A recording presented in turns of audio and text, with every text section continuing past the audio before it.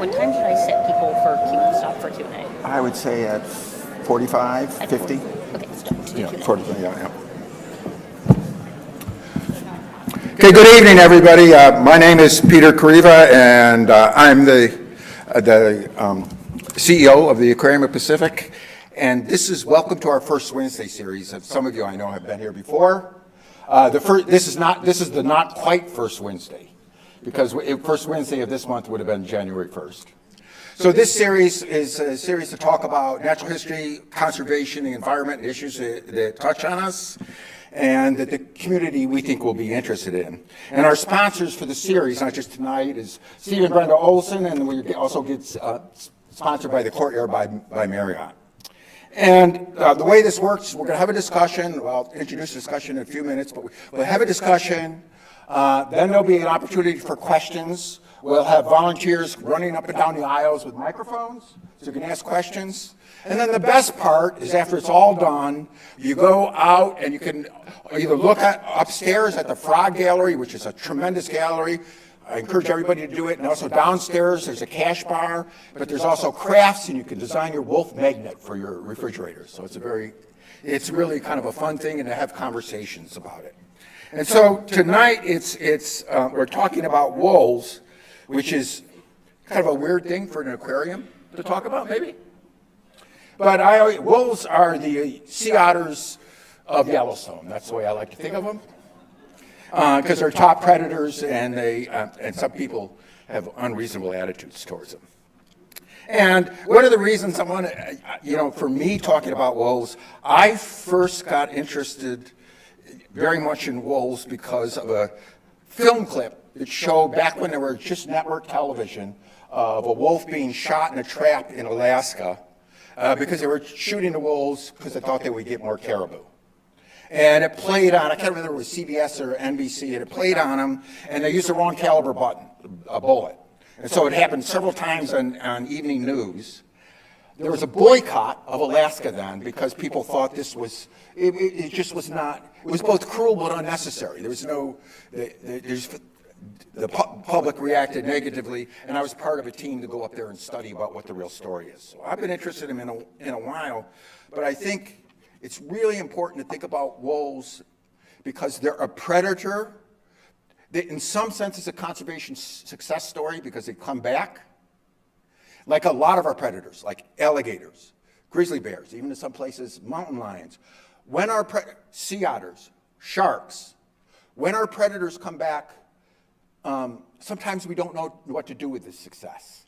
And I think wolves is kind of the iconic story of some people love them, some people hate them. The question is, are we going to learn to live with them? Can we live with big, fierce animals that really aren't that scary, or do we go on persecuting them? And that's what the discussion is about tonight, and it's really salient because wolves are now back in California. We're going to be hearing about them more and more in the news, and it's something that in anticipation of that, let's sort of get our act together and have this conversation about how we're going to live with wolves. You heard the howls coming in. If you've ever been to Yellowstone and heard them howl, I mean, it's almost spiritual. It's that evocative and it's that special.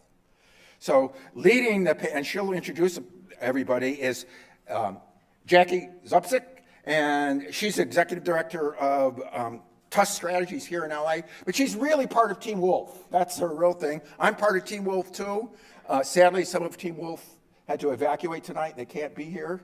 Team Wolf is a group that we care about wolves all over North America, and Jackie is going to lead the discussion of wolves, living with them, and I'm really glad they're here in California. Thank you, Jackie. Hey.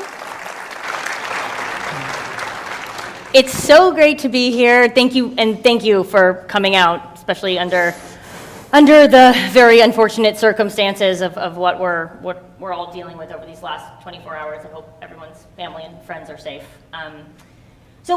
This is actually a great time to have this conversation. This very week is actually the 30-year anniversary of the reintroduction to wolves in Yellowstone. And we officially now have over 70 wolves in the state of California, which is just shy of half as many that we had last year. So we're seeing some real population growth, and we're gonna dig into that in a moment. You know, wolves everywhere face challenges, whether it's wildfires or politics that differ from state to state, of course, loss of habitat. But the fact that the populations are growing in California, that really is, it's a little bright spot. It's a spark of hope. So I'm so excited to introduce our panelists tonight. We have three wonderful wolf experts in their own field. Our first panelist is Amaru Weiss, who is with the Center for Biological Diversity, CBD. She's also a biologist and a former attorney. She has decades of experience in wolf conservation. If her name sounds familiar, it's because she's quoted in every article under the sun when they need someone who's a wolf expert. So we're really excited to have you here with us. Next, we have Ryan Devereaux, who is an award-winning journalist and whose work on predator management and environmental justice has won some serious national recognition. And third, from the LA Times, we have Lila Seidman, who covers wildlife and the outdoors and the intersection of human life and California's natural world. So I'm sure you have a lot to be thinking about, given everything that's going on in this moment too. So just so we're all starting on the same page, Amaru, I would love, as a table setter, can you walk us through high level? I mean, this whole panel could just be about the history of gray wolves, so we're going to keep it short. But just a little bit. What is the high-level history of the gray wolves? What's at stake now? Yeah, sure. So we'll lay the context here. So the gray wolf, Canis lupus, that species was once the most widely ranging land mammal on the planet. They occupied nearly the entire northern hemisphere, and here the gray wolf ranged throughout North America, from the Arctic down to Mexico. When Europeans arrived on these shores in the late 1500s, there were approximately 2 million wolves ranging across all of North America. The Europeans came with different feelings about wolves. They hated wolves, they feared wolves, and they set about to eradicate them. And as states developed in the United States, states enacted bounties to pay people to kill wolves. And that was fairly efficient for a while, but then things got really efficient in the early 1900s when Congress allocated money to hire paid wolfers to travel across the country and shoot, trap, and poison wolves. And that was so effective that literally by the 1920s, we had almost no wolves left in the lower 48 United States. 50 years later, the Federal Endangered Species Act was passed, and by that time, all we had left was about 600 wolves in far northeastern Minnesota and a handful of wolves living on Isle Royale, which is an island in Lake Superior. With those numbers, and then the listing, the gray wolf was actually listed the following year in 1974 as one of the very first species listed under the Federal Endangered Species Act. That meant two crucial things for wolves. Number one, it was no longer legal to kill any of the remaining wolves. And number two, it was now a requirement for the U.S. agency, the Fish and Wildlife Service, to develop recovery plans for wolves. And even though the wolf was listed federally throughout the lower 48, Fish and Wildlife Service opted to develop recovery plans only for 3 small areas in the country: the Western Great Lakes states, the Northern Rockies, and the Southwest. So the Western Great Lakes states is Minnesota, Michigan, and Wisconsin. Today there are about 4,500 wolves across those 3 states. In the Northern Rockies, that's Montana, Idaho, and Wyoming, and today there are about 1,800 to 2,000 wolves across those states. In the Southwest, in Arizona and New Mexico, there are now around 270 wolves there. In addition, across the 3 states of Washington, Oregon, and California, there's a total of around 500 wolves, 70 of whom or so live in California. And then there's a handful of wolves, maybe 5 or 6 known wolves in Colorado. And so all of that together, that's like 7,500 wolves. And that sounds like a lot of wolves, but that's only 1% of what was once living in the lower 48 historically, and they're only ranging across 10 to 15% of their historic habitat. So no scientist would consider that a fully recovered species. Now, because wolves are such a contentious species, all of these forces that wiped wolves out to begin with, well, they still exist. the forces that have had pretty much a 400-year stranglehold on the wolf narrative is still in existence, and these are the forces of the livestock industry, the hunters who are afraid that wolves are going to take all their deer and elk. And then there's a segment of the population that views wolf recovery and wolves as a surrogate for their hatred of federal or state government intervention into their way of life. And those forces are very, very strong, and they put a tremendous amount of political pressure on the U.S. Fish and Wildlife Service and the state wildlife agencies. And as a result, over the past 25 years, only 5 years after wolves were first reintroduced to Yellowstone, Fish and Wildlife Service began to attempt to strip wolves of protection across the lower 48. And multiple times they were successful doing that, either across the country or in parts of the country. And each time, organizations like my organization, Center for Biological Diversity, and our allies took them to court because we knew this was wrong. It was wrong scientifically, it was wrong legally, and the federal courts agreed with us. Almost every single case, we got protections restored.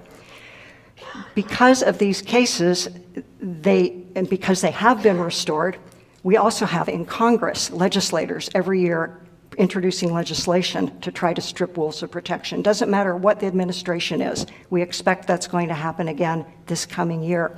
So just to tell you where things are at legally right now in the country and in California, and then I'll end this answer. So currently, across the lower 48, wolves are currently federally protected under the Endangered Species Act everywhere except for Montana, Idaho, Wyoming, the eastern one-third of Oregon, eastern one-third of Washington, and a little notch out of north central Utah. And here in California, wolves are fully protected under the Federal Endangered Species Act, and they are also fully protected under the State Endangered Species Act. So hopefully that lays the table for where we're going to go from here. It's a long and complicated history, no doubt.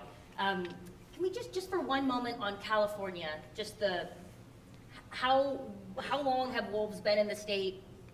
We've nearly doubled the population in the last year. What is the primary cause of that increase? So I think there's 3 questions there. I'll answer them all quickly. So our very first wolf came into the state in 2011, wolf OR7 from Oregon. And California's wolves have come in naturally. They have not been reintroduced through a government effort. Wolves disperse from their family packs, just like teenagers hopefully do, looking for mates and territory of their own. So we got our first wolf then. We got our first wolf pack in 2015. That animal pack disappeared mysteriously a couple months later. We got our second pack in 2017. And since then, every few years, we've been getting a few more packs, and then they've had offspring, and now their offspring are old enough to go off and find the other offspring from the other packs. That's why we're seeing this surge. Everybody's out there looking for a boyfriend or a girlfriend and a pad to call home. And so right now we have 9 known packs in California, plus 4 additional groups of 2 to 3 wolves each that don't yet qualify as packs. Most of them are up north, but we have one down in Tulare County. Yeah. And then for our 2 journalists, what do people in Lila, really for you, like what do people in California think about this? Like compared to other predators, are they generally pro? And then Ryan, I'm curious on your perspective too, based on kind of the coverage that you've done in the Rocky Mountains.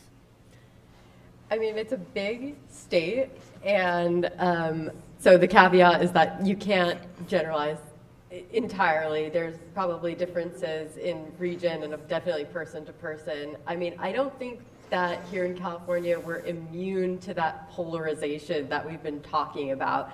Within this state, there are definitely people who are in team pro-wolf, and there are definitely people who are more skeptical, let's say.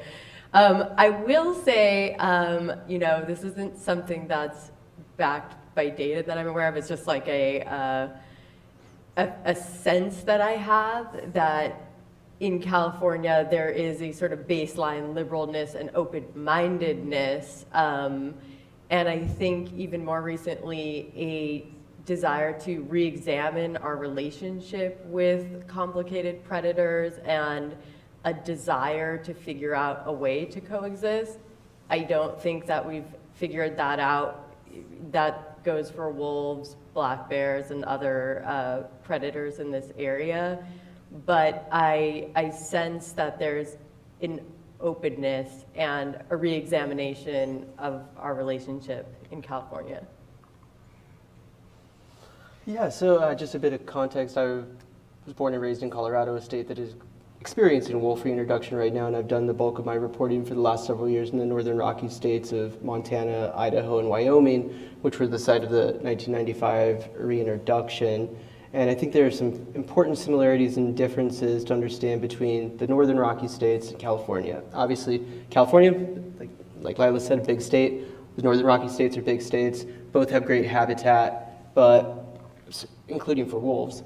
But some of the important differences in the states of Wyoming, Montana, Idaho, these are not densely populated states. They are racially homogenous states, and they are culturally and politically leaning pretty conservative. And you really can't overstate, especially in a state like Montana or a state like Wyoming, where most of Yellowstone National Park is, how big of a deal wildlife is, how much of a sense of cultural, political, and social identity it is, and how big of a business it is, not just for hunting, guided hunting, fishing, but also wildlife watching, tourism. A lot of local economies sort of revolve around wildlife. And so there's a whole ecosystem of NGOs and special interest groups and family foundations that are all sort of weighing in every time there's any sort of policy decision on the table with respect to wildlife. And rightfully so, the greater Yellowstone ecosystem is considered the largest intact sort of temperate ecosystem on the planet. So people have a lot to fight for there. And it's a constant issue that's always at the forefront. But I think one of the biggest differences between California and the northern Rocky states with respect to wolves is the absence of a reintroduction in California. The reintroduction is viewed by many, many people across the country as a huge conservation success story for a lot of good reason. But in the West and in the northern Rockies, it remains a very, very sore subject among a lot of folks. And it's kind of the problem that keeps coming up again and again and again, that some folks really just can't get over, and we're seeing a backlash in those states 30 years on to an initiative that a lot of people thought was an unqualified success. So the absence of that here in California, I do think makes a big social and political difference. I want to dig into that conflict with reintroduction for just a minute. What is it about reintroduction that irritates people so much? That why is that the difference that makes people so angry? This is a really long and complicated story, and there are a lot of facets to it. The reintroduction in the 1990s in the West, it happened in 1995. It came at a time of major political change in the United States. It was on the heels of the Republican Revolution. Republicans took control of Congress for the first time in 40 years. In the West, you had a handful of new lawmakers coming into office, and they really centered on issues of states' rights, federalism, and this idea that the federal government was coming in, sticking its nose where it didn't belong, and nothing epitomized that more in the eyes of conservative lawmakers in the West than wolf reintroduction. You had the Clinton administration coming in and dropping wolves, an animal that a lot of folks there felt was eradicated for good reason in their backyard. And no matter how many public meetings were held and town halls were held across the region, people still weren't satisfied. They didn't feel that their voices were heard. They felt that they were sort of just being paid lip service to, and this was going to happen no matter what. And those feelings of resentment have been bubbling below the surface for the last 3 decades. And now, with the sort of state of play in politics in those 3 states, we're kind of seeing what that resentment has wrought, which is an effort on the part of all of the state legislators and governors in all 3 of those states to drastically reduce their wolf population. In Idaho, they want to do it by 90%. In Montana, they're gunning for almost that amount. I mean, they've legalized night hunting, hunting with bait, hunting with infrared, night vision goggles, unlimited bag numbers, so hunters can go out and kill virtually as many wolves as they want in places like Idaho, a return of the bounty system.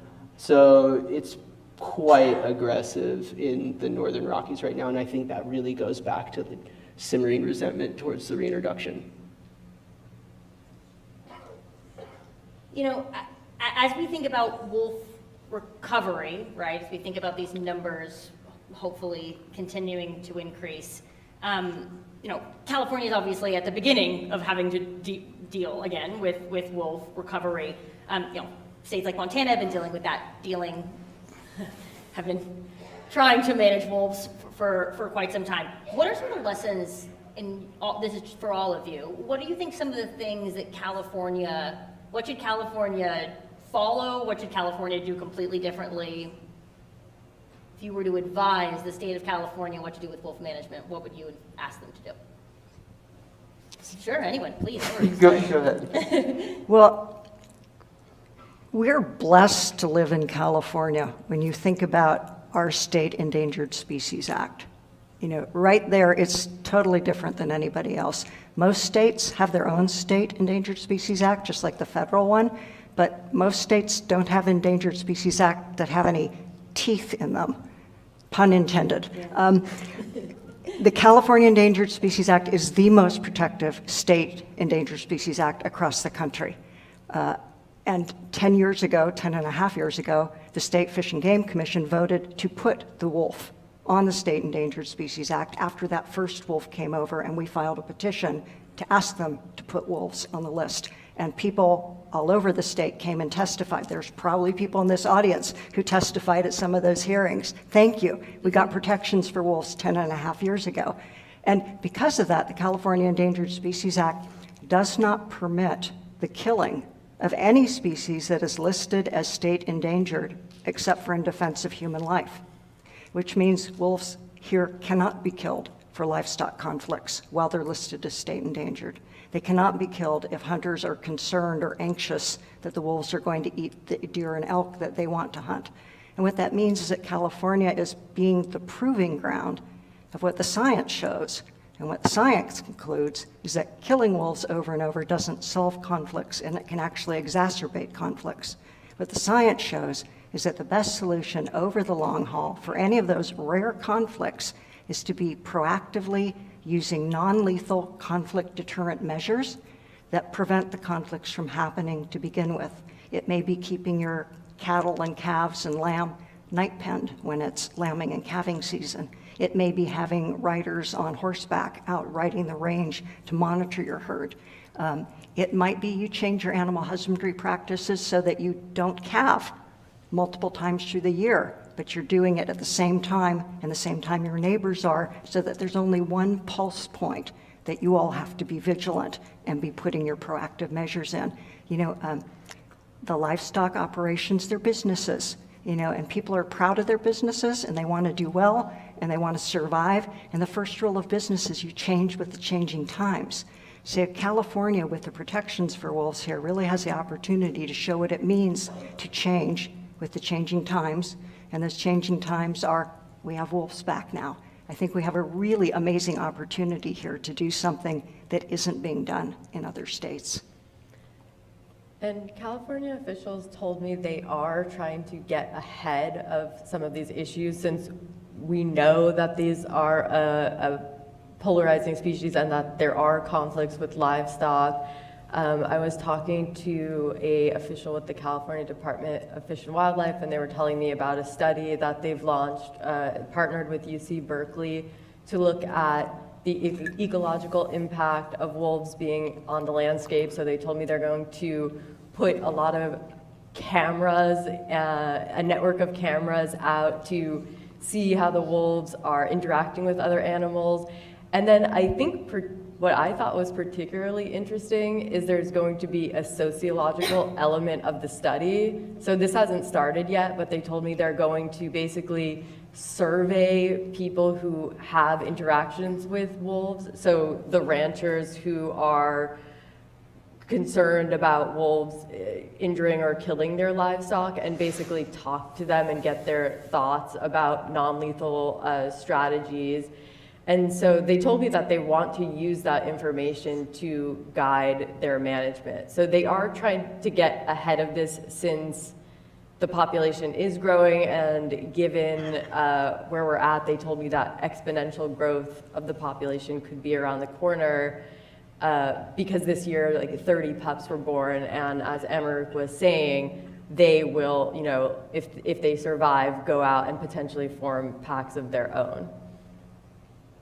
I think the one thing that I would add just from the Northern Rockies experience is that sort of as grim as things are there on a regulation level, those regulations and those big policy shifts like are not representative of the entire state or the entire region, and frankly not of all hunters in the region. I'm working on a book about this subject, and I've spent a lot of time talking to both sides, if you can call it both sides. There's really many sides to this, and you know, I think that there's, by and large, a lot of folks in that community who felt that the Northern Rockies was approaching a place of compromise and working together, and it's really in the last several years that it has suddenly swung back.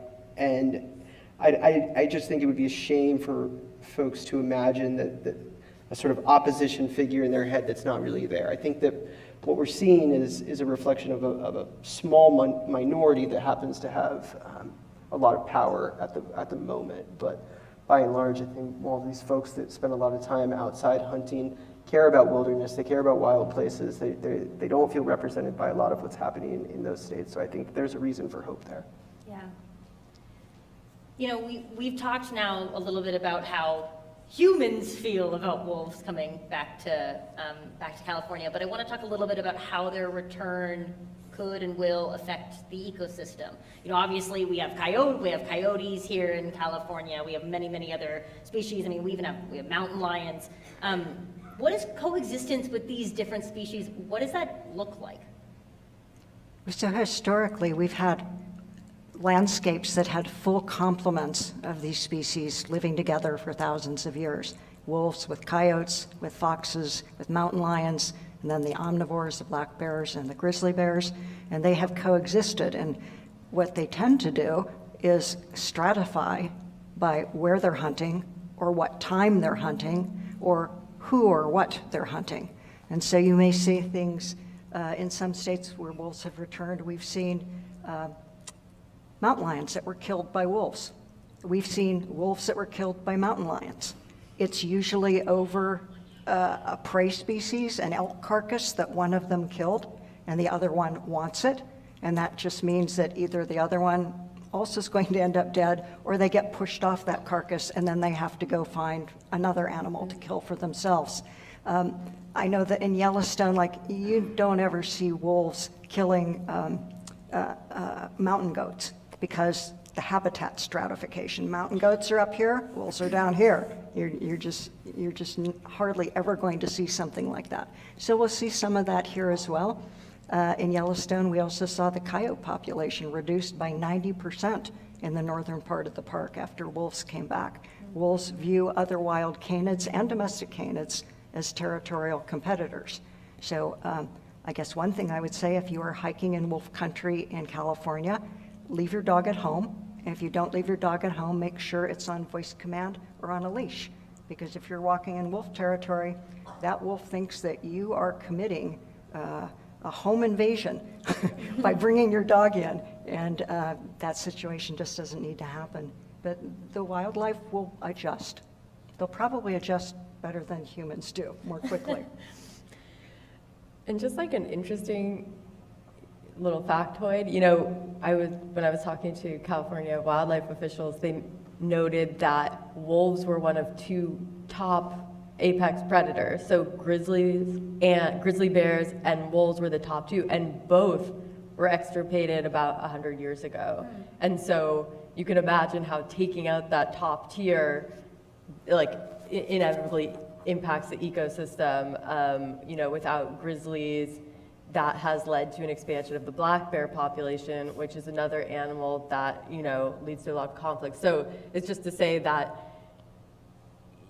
like, yeah, they're basically cascading impacts, and so it'll be interesting to see what happens once they establish themselves further. I think that pretty much covers it. Yeah, no, love it. Ryan, I actually I wanted to ask, Ryan wrote this really fantastic expose that I would highly recommend and everyone here read called the Rocky Mountain Massacre. It's a really interesting piece on wolf management and in Yellowstone and beyond. Can you just a couple of quick factoids of what you uncovered there, and mainly on like how political decisions impact wolf populations? Yeah, so the piece was a multi-month investigation that I did for The Interceptor as a senior investigative reporter, and I started as a public accountability and sort of political corruption story. I was looking at how and why 2021 to 2022, that winter, resulted in the deadliest season for wolves out of Yellowstone National Park ever recorded. The park lost a fifth of its population over the course of the winter. And the explanation goes back to the election of Governor Greg Gianforte, Montana's first Republican governor in a decade and a half, the first Republican governor to take office with a sort of delisted status for wolves in Montana. And that was coupled with a pretty clean GOP sweep of the state legislature at the time, which resulted in the passage of all of these regulations that I mentioned that liberalized wolf hunting and trapping across the state with a goal to reduce the population by a minimum of at least 450 animals. And one of the biggest changes implemented that season was an elimination of any sort of quotas or restrictions in these two hunting districts directly north of Yellowstone National Park in the Gardner Basin area, Yellowstone's most busiest entry point. And so the vast majority of the wolves that were killed that season were killed just over the park's boundary line, less than 3 miles, all within 3 miles of the park's boundary line, in some cases within a couple hundred feet. And this was, so Gianforte comes in, and what he does is basically restructures the state's Fish and Wildlife Commission. Most states have one of these commissions, and the commissioners are generally appointed by the governor. They generally serve at will. In this case, Gianforte's commissioners were all folks who came from various industries, special interest groups, outfitted, guided hunting, oil and gas, the agricultural industry. None had any sort of background in biology or wildlife management. And they proceeded to sort of greenlight this extraordinarily heavy-handed season. And then also in the course of my reporting, I discovered that the final Yellowstone wolf to die that season was actually killed by one of the park's most veteran law enforcement rangers. It sparked a big internal investigation into allegations that park personnel were potentially leaking data to hunters waiting outside of Yellowstone's border, aiding in their efforts to kill wolves. I actually spoke to the ranger in question. He denied the allegations, claimed he was a victim of a witch hunt. But I think the big sort of upshot of the reporting was the sort of close connection that exists between politics at the state level and state level wildlife management, which is the way that most of our wildlife is managed. It's managed at the state level. I don't think that you can completely divorce politics from wildlife policy making. I mean, they kind of are going to have to go hand in hand. But the question is what happens when your politics become hyper-partisan, super sort of corroded, divorced from science. I mean, this is the picture that professional wildlife managers paint of the state of play in the Northern Rockies and in Montana right now. And that is their explanation of what's going on, not just with wolves, but with predators and all sorts of wildlife across the region right now. Super interesting. And we've got probably 2 more questions before we open it up to the floor. So if you have any questions, start thinking of them now. I did want to ask, as we look globally, the wolves have been in the news a lot internationally, specifically in different parts of Europe and Sweden. Which do you think is affecting the other? Do you think what's happening in the U.S. is affecting what's happening in Europe, or vice versa? I'm curious what you think. How are the policies and attitudes shifting there as well? I think it goes both ways. Yeah. I mean, just an example here in the U.S., we saw that once wolves were federally delisted in 2021, immediately the state of Wisconsin held a wolf hunt and in 2.5 days killed 20 to 30% of the entire state wolf population. And in response to that, Idaho and Montana started passing really draconian laws to kill even more wolves in even more horrible ways, even though they'd been able to do it since 2011 when wolves were first delisted. So like they got influenced by what happened in Wisconsin. Over in Europe, we're seeing the situation where the Berne Convention, which is, it's like a treaty that the European countries are all part of to protect wildlife in the various countries in Europe. And they list species according to different status. And up until recently, the wolf has been listed as strictly protected under the Berne Convention. And most recently in December, they voted to reduce the protections to just protected instead of strictly protected, which will now open up many more opportunities for hunters to kill wolves, for livestock owners to kill wolves. And a lot of this is in response to the fact that one of the heads of the committee had her pony killed by a wolf 2 years ago. And so, and she is a member of a fairly far right-wing party within, I think, Germany. And so those politics are swirling there. Our politics are swirling here. I think both sides look at what each other is doing and seeing who can do it even harder, even stronger, even worse. I'm hoping at some point the contest stops. And that this craziness stops, but I think it's a reflection on each other. I don't know, what do you think? I think the issue is that the wolf gets treated as this avatar for environmental progressivism, and then whatever animosity a certain political faction has towards that group gets taken out on this species. Yeah. When we were chatting in preparation for this call, one of the things that someone said that I just thought was really interesting is no one has a neutral opinion on wolves. Like if you walk down the street and ask a random person, what do you think about wolves? Most people aren't just going to say, whatever. Most people are either going to say love them or hate them. Why do you think that is? I think we opened the conversation speaking about this. I think that wolves are, well, on one hand, there's the fear aspect. So for those that dislike wolves, they incite a type of fear, and they have also, come to represent this threat to a certain way of life. The opposition in California, and I'm sure elsewhere, comes from rural parts of California, where people's livelihood is based on ranching, cattle ranching, which wolves will, kill and consume. But I think that large predators in general just kind of capture our attention.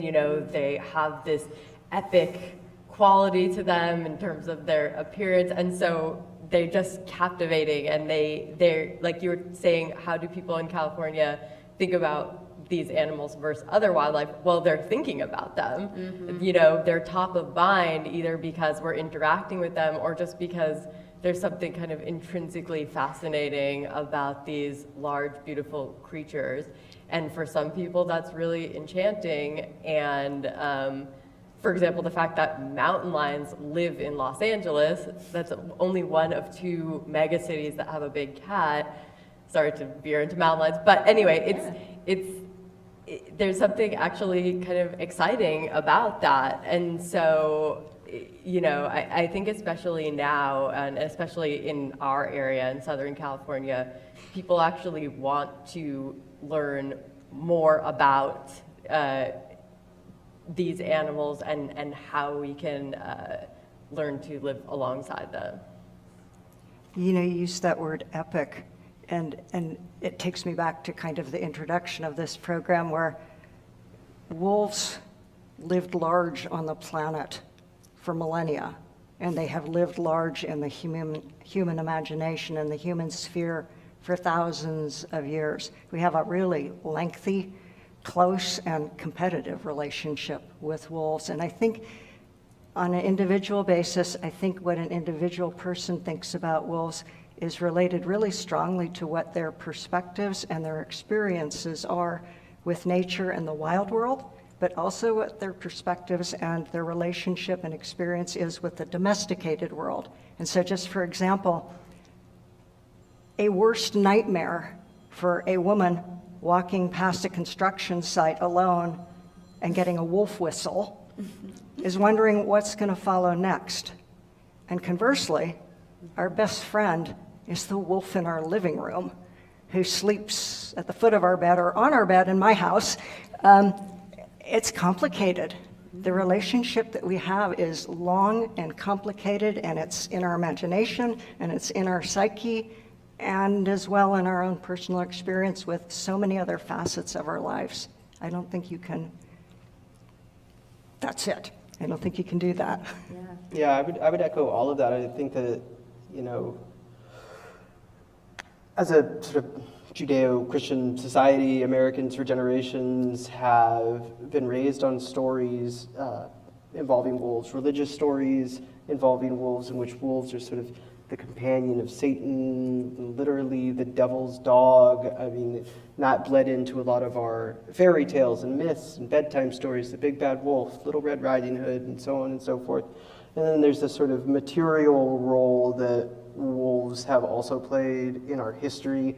As Americans started moving west, wolves were seen, as Native people were, as a challenge, as something to be dominated, controlled, and in some cases eradicated. And then, you know, that was pretty much the dominant view until our sort of modern ecological mindset took hold, and, you know, get to the 1970s, Endangered Species Act, and suddenly the symbol, what the wolf symbolizes, comes to mean something very, very different for many Americans. It is a sort of symbol of our environmental and ecological sins, and the 1995 reintroduction is seen by a lot of folks as an atonement for our past ignorance.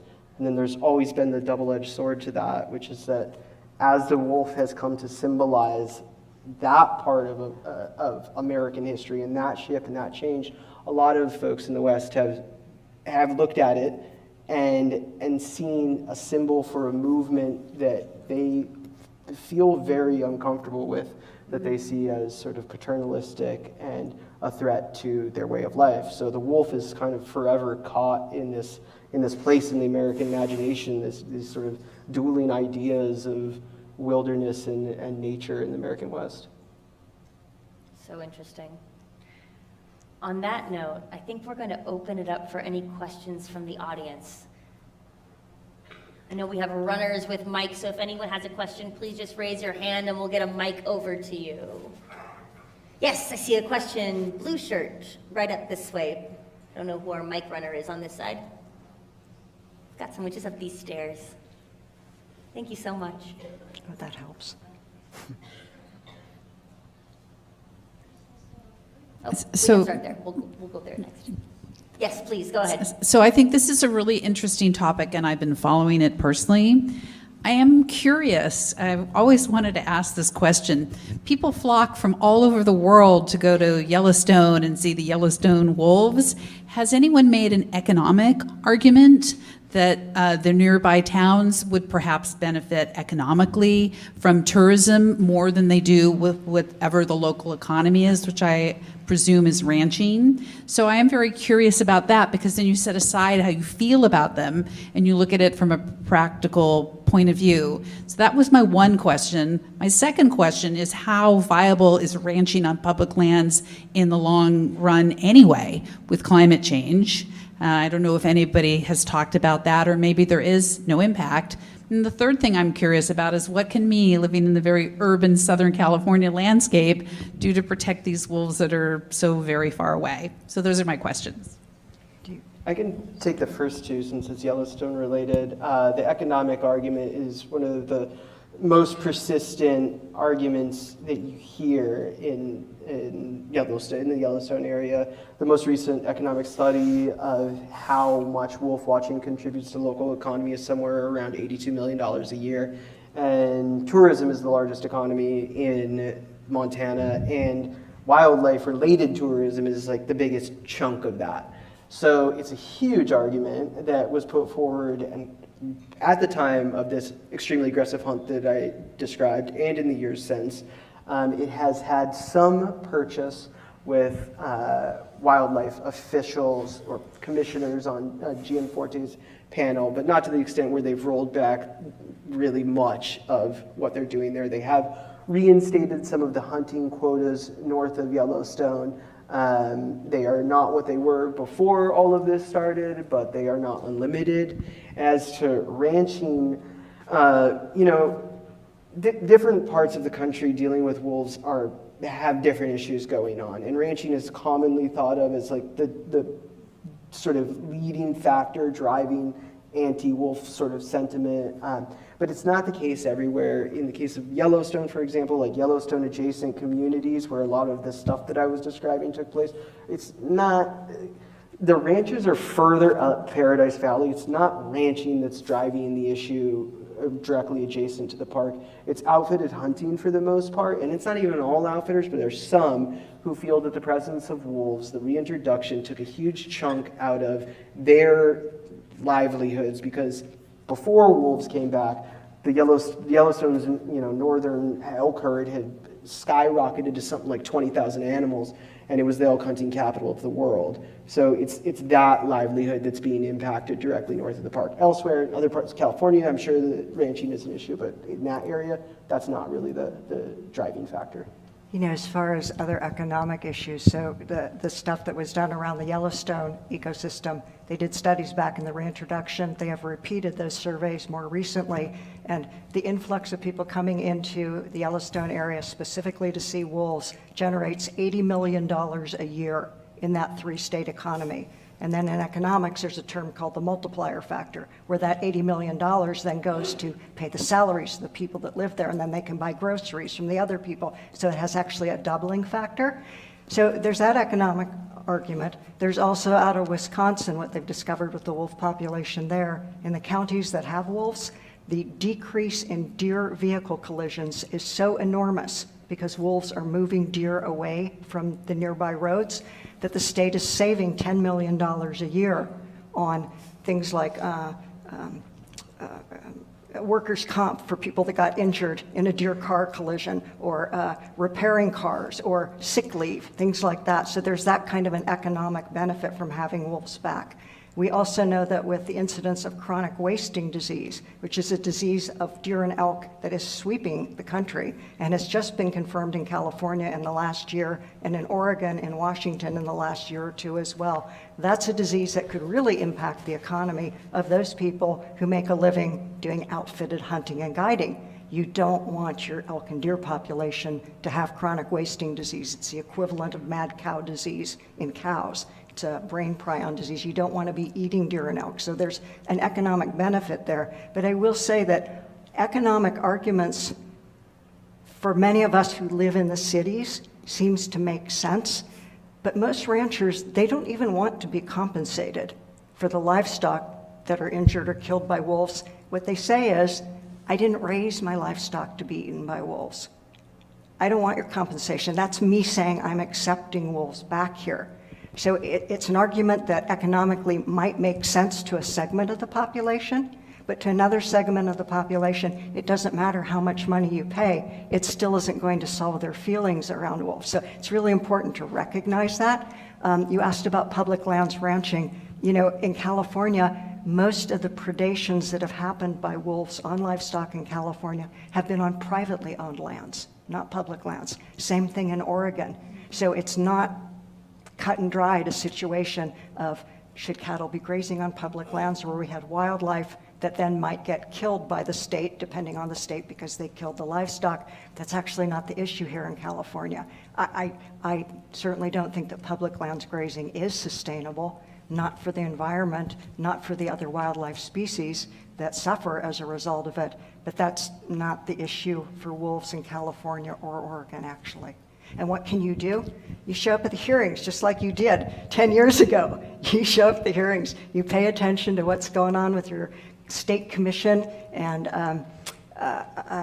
you show up and you testify and you write letters and you call your representatives and you let them know that I'm a Californian, I want wolves back here, and let's make this work. Yeah, just adding on that, like understanding how your state level wildlife governance system works is, I think, a huge step. I think a lot of people are a little out of the loop on the way all this works, and these people are actually, in a lot of cases, accessible, and you can reach out to them. To the hunting community's credit, they show up at these meetings and they talk and they make their voices heard. And many of them are ardent conservationists, and many of them are supporting. A subset of others are supporting the kind of regulations that we're talking about that are hardline. But their point is they're showing up, and I think that you gotta have to be involved in the process to make changes. I'd be remiss to not add Team Wolf, teamwolf.org is our coalition. We do not accept donations. We are purely just an educational advocacy entity. So that's another really great resource. We send out a weekly newsletter that's that's also action oriented, sharing out what other partners, other conservation organizations are focused on, where you can go to, where you can actually show up to make your voice heard and that sort of thing. There was a question up here. Yes, we'll go right here, please. Thank you for really an interesting talk. I'm curious about the stratification of the species. Here in Long Beach, we have actually had encounters with coyotes, and I understand that they are endangered as well, and they are protected. But we don't seem to see any wolves here. Is that a factor of the stratification? Because of the competition, the coyotes have become more urban, but the wolves stay more in the mountain areas and the pasture lands? Can we get this slide up for the California wolf habitat? So coyotes in California actually are not protected. They can be hunted. We used to have coyote killing contests in California until conservation groups learned about them and went to the California Fish and Game Commission and got them to ban those contests. But they are very resilient animals, and many people try to kill coyotes and try to kill them off, and biologically that totally backfires, because if you start to kill coyotes, then the other pairs in the area that weren't going to be reproducing will now reproduce, and they will actually have larger litters than if you hadn't killed the pair that was holding down the territory. So all of these decades of trying to kill coyotes across the country has actually had the reverse effect, and it's partly why we do have coyotes coming into cities, because there's more of them. We never used to have coyotes on the East Coast until the 1900s. After we wiped out all the wolves, the coyotes started moving in. They're very resilient, beautiful animals. This isn't a matter of habitat stratification, but what this map is, and it's not historic wolf habitats, this is identified suitable wolf habitat. So this map. Historical wolf would have been the entire state, basically, more or Yep, less. yep, more or less, historic. yep. Yeah. So this is a map that was put together by the California Department of Fish and Wildlife. And what they did was that they looked at other mapping techniques for how you identify suitable wolf habitat. So what you're looking for are areas that have very low road density, because if you have people driving in cars, they can either intentionally kill the wolves or accidentally hit them with their cars. You're looking for low human population density. You are looking for forest cover, which becomes a surrogate for there's probably elk and deer there, and then you may actually have data on where the elk and deer are. So where is there prey for wolves? And everything that is gray on this map has been identified as today being suitable habitat for wolves in California. And when they first started coming in up at the top, they were coming in from the Oregon side of that border, mostly into Siskiyou County, but some into Modoc County. And then over the years, they have started to set up territories in Lassen and Plumas, eastern Siskiyou County as well, also Sierra and Nevada counties. We have a new pack that is occupying kind of a range of where 4 counties meet. I think it's Shasta, Tehama, Plumas, and Lassen. We had a wolf that came all the way down to Yosemite and then headed back. We had a wolf that came all the way down towards Tulare County, crossed the Central Valley, made its way to that spot near Ventura. See, that is suitable wolf habitat. Now, how did that wolf know that? It didn't have a GPS unit in its back pocket, but it found that place. Unfortunately, that animal was killed by a car on its return trip, but we do have a wolf pack that is in Tulare County right now.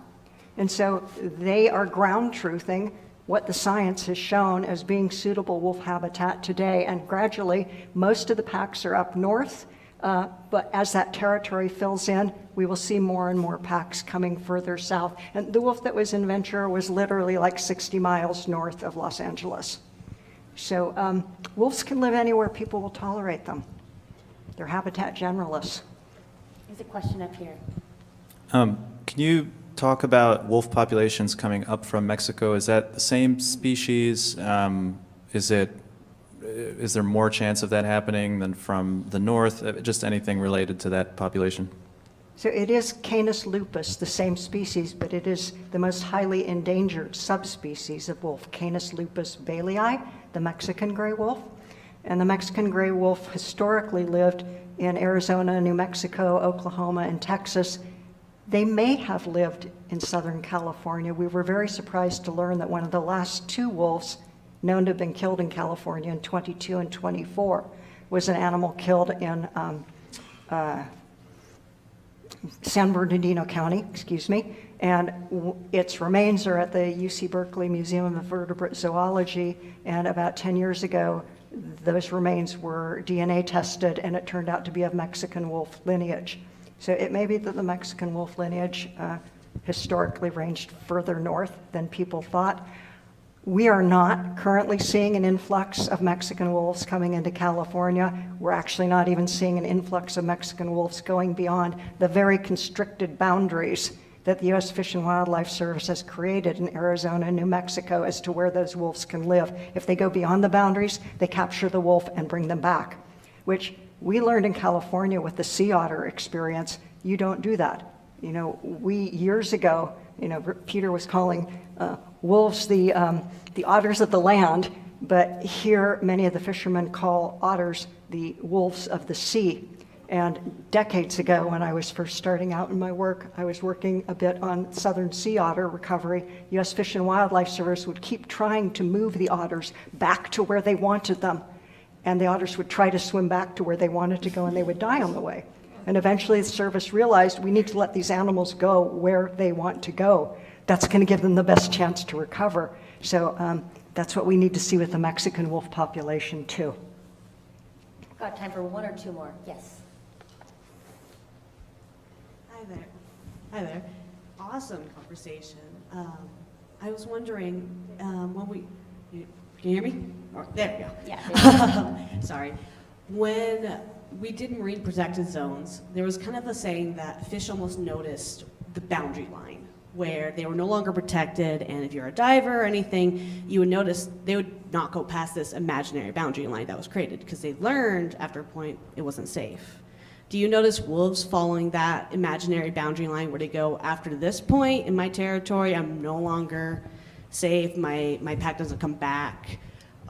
Even if there's prey on that side, do they notice that they're at a higher risk on that side, like marine protected zones? Do you want to talk And about thank that you one? for an awesome conversation. Yeah, I mean, I think that a biologist, a Yellowstone biologist, will tell you that, it depends on the pack, it depends on the animals, it depends on how experienced the leader of that pack is. You can see a real variation in one pack's ability to learn and take in new information versus another. There, was a pack that was operating on the sort of northern border area of the park over these past few years, led by one of these very old matriarchs, which, sort of contrary to the idea that we often have of the alpha male leader of a wolf pack. It's often these older matriarch wolves that sort of guide the day-to-day activities, and she was very skilled at sort of navigating hunting seasons up until the season where Montana legalized trapping right there on the park's border, and she was trapped and killed, and it sent her whole pack into disarray. And Park biologists have noticed some change in behavior since she was killed, but these younger wolves are still following prey over the line into this gulch that is sort of a shooting gallery directly north of the park. So I think at the end of the day, if they're hungry, they're going to follow their noses to where they think they're going to find food. But there are cases where wolves do get smart and they know not to go to certain places or to avoid certain smells or sights or sound.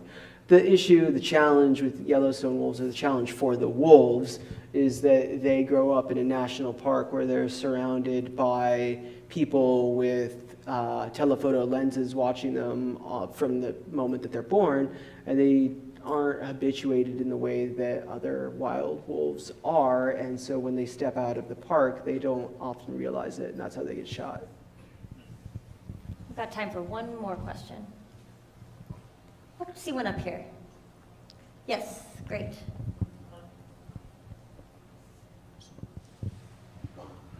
I have actually two quick questions. One is, since I heard on the California Wolf Center Facebook page that, as you were saying, that since Mexican gray wolves were found in Southern California, I was wondering if there are any efforts to reintroduce them to like the Santa Monica Mountains or something. And the other question I have is regarding the wolves that are recolonizing California. How many was the founder population, and is inbreeding a potential risk in the future? So the first question regarding reintroduction, U.S. Fish and Wildlife Service has no intention to ever reintroduce any wolves everywhere again. They would love to wash their hands of wolf recovery. They've made that pretty clear a number of years ago. So it would require, I guess, a state effort, and the state agency does not have any inclination to reintroduce wolves. We don't need to. We have wolves coming in on their own, thankfully. So I don't see that happening in the future. I'd love to see Mexican gray wolves make their way into California and begin to populate Southern California area. You know, the area out by Mojave National Preserve has a tremendous deer population. There actually is prey for wild wolves there. The other question in terms of the founder population, so the first wolf that came into Oregon in 2011, OR7, the seventh wolf radio-collared in Oregon since they started collaring wolves. He came from a pack in northeastern Oregon called the Imnaha pack. That was Oregon's first pack in 40 years. Those two wolves, that founding male and female, came from the population that had been reintroduced into Idaho back in 95 and 96 when wolves were reintroduced to central Idaho as well as Yellowstone. So OR7's parents were the offspring of wolves that were reintroduced to Idaho. The Imnaha pack stayed in northeast Oregon for a good run of producing a number of puppies. Multiple of their animals came to California. It was like that wolves that came here were sending postcards home to the Imnaha pack saying, I got a timeshare here, it's great, come visit. Because we kept getting other members from later litters of the Imnaha pack coming to California. The first confirmed pack in California, the Shasta pack, at least the female of that pack was a member of the Imnaha pack as well. As I mentioned, they disappeared about 2 months after they were confirmed, after they were implicated in some livestock conflicts in California. We don't know what became of them. We have our suspicions. After that, the next confirmed pack, the breeding male of the Lassen pack, his father was OR7. He came from OR7's very first litter because after OR7 was in California for 15 months, he went back to Oregon and finally found a mate and settled down just over the border in the Klamath-Siskiyou National Forest. And his 2014 litter, his first litter, produced the Lassen male who came to California, and he found a mate here, and his mate was a female whose genetics show that she came all the way from the Northern Rockies. So I don't know how she made that gauntlet, but she did. So that's also like Imnaha pack genes way back when. Then we had the whaleback pack start, and they're from a completely different pack from Oregon. So I think the male of the whaleback pack is from the Mount Emily pack, so bringing in new genetics that way. We've had some more of OR7's offspring come in, and in fact, the wolf pack that was discovered in Sequoia National Forest in Tulare County in 2023, the female, the breeding female, is a direct descendant of OR7. And the very last litter he had was in 2018. So she was a pretty old wolf when she came here. And she's still around, but we are getting these drips and drizzles of other genes coming in from different packs from Oregon, and as I said, from the Northern Rockies. So we're not at a place where we're having a genetic bottleneck yet, but the more diversity we get in from the Oregon packs, the better. I was going to say, because a couple of people asked about wolves here in this area, but I think the fate of the wolves that came down to Ventura just illustrates the challenges of, you know, that this was maybe part of their historical habitat, but now there's a whole lot of people here, freeways, and that's the challenge that all wildlife face in this, you know, even though like we have this population of big cats, the top killer of mountain lions in the Santa Monica Mountains are cars. So that would be, I imagine, a limiting factor in why that map isn't, you know, overlapping with the historical habitat map. People have expanded and urbanization, and right now, you know, there are policy efforts to try to figure out how to make things more hospitable for animals. But right now, if an animal comes down here, they are going to face the 405 and the 101 and all these other gnarly things. And just adding that the number one killer of wolves in the wild is also human beings, and it's through a combination of vehicles, hunting, and then government management.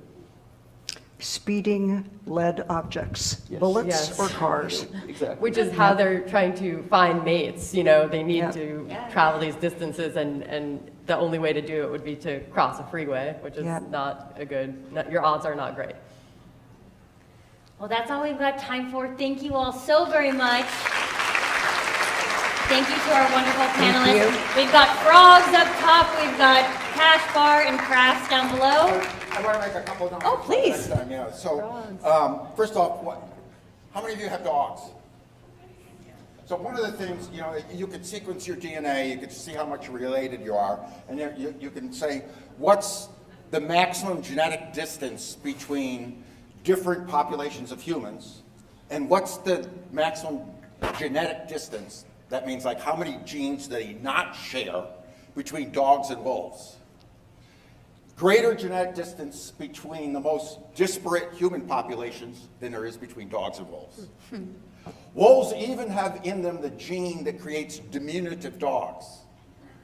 There are physical anthropologists who have hypothesized that wolves are the key, wolves being domesticated to dogs is the key to the human success and why we succeeded over Neanderthals. So there have never been Neanderthal, you know, caves or remains or sites found with dogs. That's not the case with Homo sapiens. That you can't test that theory. But it's just a very. Her name is Pat Shipley from Penn State. It's just a really interesting take. So I think part of the thing about wolves is their connection to dogs, which we're so connected to. We're co-evolved with them. They make us happy. And that's important, but it also, you know, you talk about domestication. Domesticated animals still give us insight into nature. I think when I interact with my cats and dogs and other animals I've had on a farm or something like that, I'm still learning something about nature. So I think they really have a special place for us. That's all I have to say about wolves. I want to talk about next First Wednesday, which really will be a First Wednesday, as opposed to a not quite First Wednesday. So the next First Wednesday is going to be about killer orcas. And orcas are fascinating beasts. It'll be a terrific one, and there'll be elegant complimentary wine from the Onyx Winery, and it's actually the Osbornes who support this series, and it's their winery. So not only will you come and learn about orcas, you can get a good glass of wine. Now we have an hour for you to mix, have more intense conversations with these folks. Go upstairs if you want, look at the frogs, and just enjoy the rest of the conversation about wolves, and we'll get them back. Thank you. Thank you.